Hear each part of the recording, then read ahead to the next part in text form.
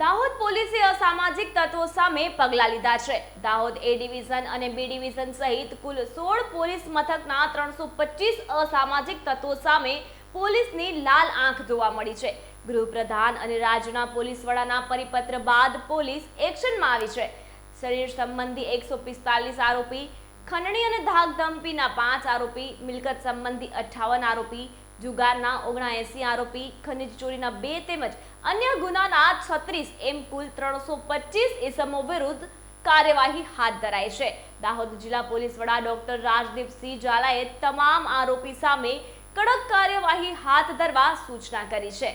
આજરોજ દાહોદ જિલ્લાના AB rural police સ્ટેશનના કે જેણે 2 કરતાં વધારે ગુના કર્યા હોય, પ્રોહિબિશન એવાના પ્રવૃત્તિ કરતા હોય કે અન્ય અસામાજિક પ્રવૃત્તિમાં સંડોવાયેલા હોય, એ તમામ લોકોને પોલીસ હેડક્વાર્ટર ખાતે બોલાવી તેમની પ્રવૃત્તિ હાલમાં શું કરી રહ્યા છે, એમની લેટેસ્ટ વ્યવસાયની માહિતી, એમનો ઇતિહાસ, એમના થકી કોઈ લોકોને ભય શકે કેમ, એ તમામ બાબતે ડિટેલ પૂછતાછ સમજ કરવામાં આવી છે।